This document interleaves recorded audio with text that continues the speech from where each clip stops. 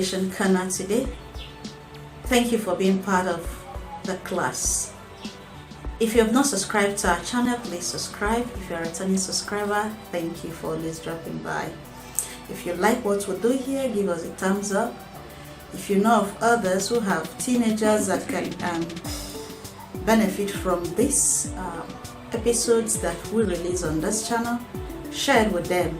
Invite more persons to the channel. Welcome. What do we have for today? We're going to discuss a topic that concerns our teenagers. How to refuse sexual advances from the opposite sex. How teenagers can refuse sexual advances from the opposite sex. How can they do this? You know, as your teenagers are developing, they are developing a lot of features. They are growing. They are becoming more matured body-wise. They become more attractive. They become more vulnerable to the opposite sex. And these opposite sex can be teenagers of their age, or they can be adults. And one of the challenges, like the other day we talked about challenges associated with teenage age. Among those challenges we discussed about that I told you we'll discuss today, is sexual advances from the opposite sex. We're going to take a number of points on how teenagers can say no to advances from the opposite sex. Because if your teenager becomes sexually active at a very young age, it's not good. It may loom doom for the child. Things that can happen to the child can hurt or harm the child. So how can you as a mother, how can you as a parent, how can you as a teacher, as a guardian, educate your teenager on how to say no to the opposite sex? We're going to take a number of points on how teenagers can say no. Number one, as a teenager, that's why on this column or on this channel, we advocate sex education. First, you as a parent, your children should take education on how to say no to the opposite sex. So first, the child should take education on what can I respond when I have sexual advances from the opposite sex. So parents, be kind enough, guardians, be kind enough to prepare your children before it happens. So take education. Ask well-meaning people. Ask those who have your good interest at heart on how to respond to sexual advances from the opposite sex. After taking education or being on the know on how to answer, these are likely ways you can help yourself. This can help parents who want to discuss sex education and how to answer sexual advances from the opposite sex as they discuss with their teen. You can use these points to guide yourself and guide your teen. Now let's go. First of all, educate your children. Children or teenagers, take education from well-meaning people, teachers, guardians, parents, and other trusted adults you know. Secondly, respect the opposite sex that have shown sexual advances towards you. It's a natural phenomenon. As you develop into adulthood, as you are transiting from your childhood to being a teenager, these things are normal. They are things that will sure happen. So first, respect the opposite sex that have shown advances. Don't be rude, don't be insulting. Show them respect and politely say no. Then, after showing them respect, explain your ground. The person may persist and say, why do you not want me? Tell them why. Explain your ground. And this ground you may explain might be, I am still young and I have a future ahead of me. I am not ready for this. That might be a response. Oh, I'm too smart to be involved in this because I don't want to get involved in a relationship because I'm not yet matured. I am not matured mentally, emotionally, and otherwise. Or no, I am not ready because I don't want to end up as a teen mother and I want to be educated. Or rather, you can say, no, I don't want because it is against my moral standard. These are likely answers you can give in standing your ground. Then first, set boundaries. If you know that the opposite sex is interested in you, know that he needs more than friendship, because this person might be close to you. Know that this person needs more than friendship. And since you know that he or she needs more than friendship, you want to set boundaries. Know how far is this friendship. Know how far is too far. Set boundaries on how to be in a lonely place. Set boundaries on not being in a lonely place with this individual, not hugging and pecking this individual, not showing extraordinary concern that might trigger sexual feelings on the other person. You set boundaries. Alright?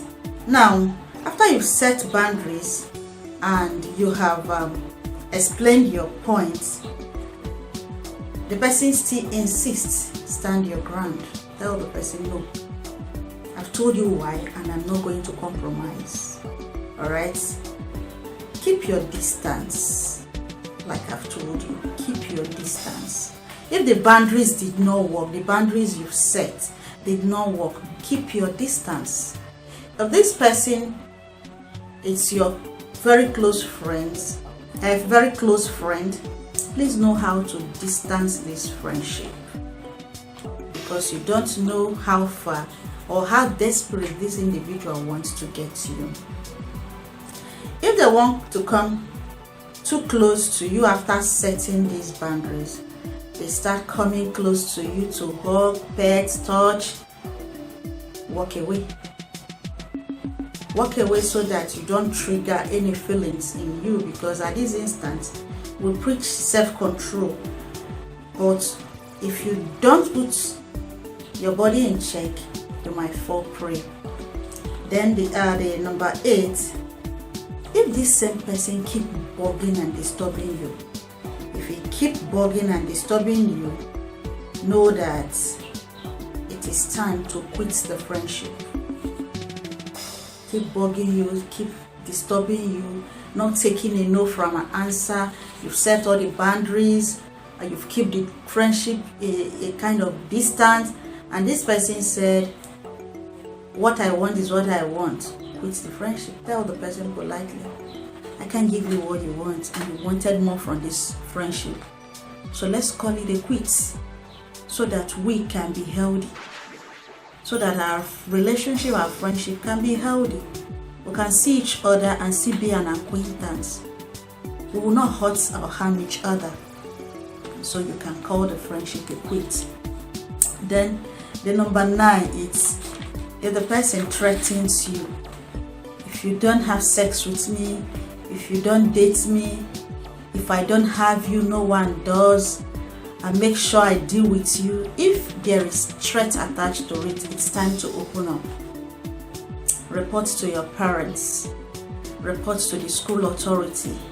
If it becomes very severe, your parents can go to the law enforcement agency, because some of these opposite sex, whether men or women, they can be very dangerous.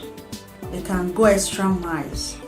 We've seen cases where teenagers were hurt, injured seriously, or even killed as a result of threats from the opposite sex who wanted more from them. So report such cases. Now the final one is distance totally from the person. Distance totally from the person. Make sure you have nothing to do with this individual. So we have discussed 10 points.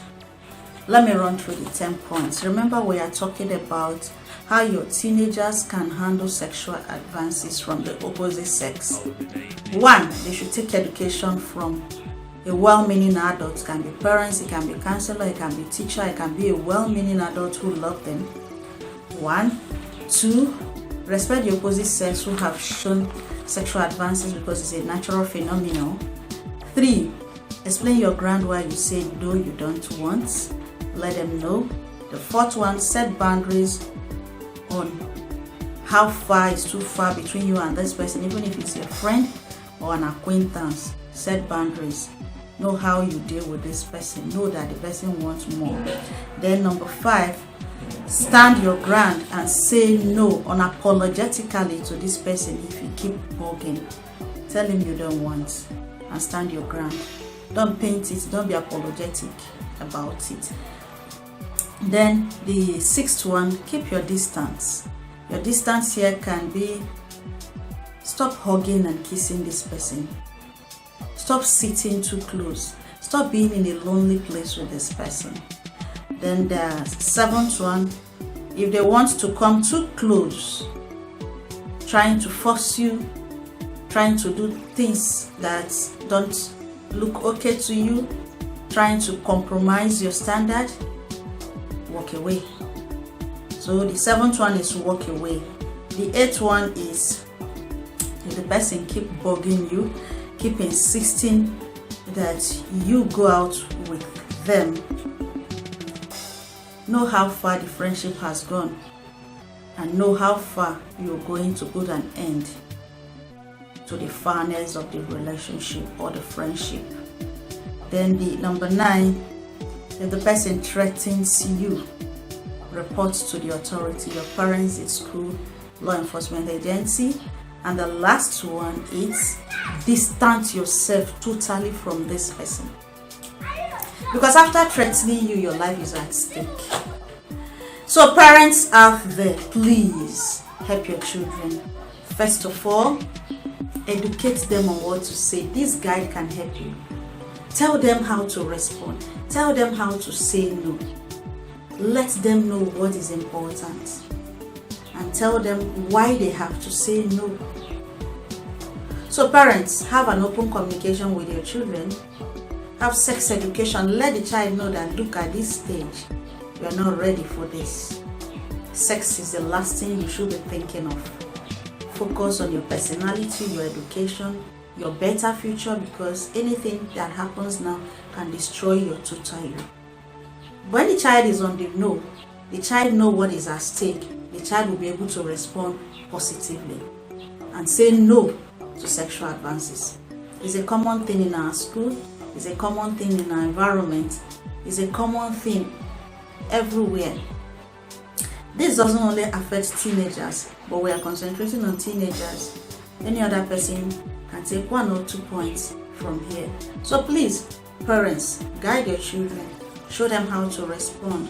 Counselors in school counsel these young ones on how to say no to the opposite sex. So let's help our children to pass through this teenage age very well, so that the future can be bright for them. Thank you for being part of this episode.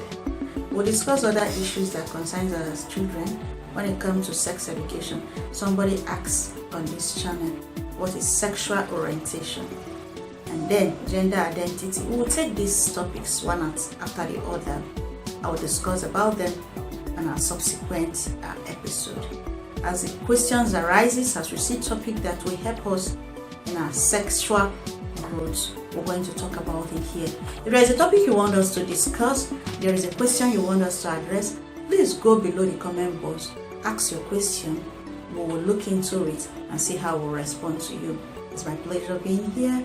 Thank you for being part of our channel today. I'll see you in the next one.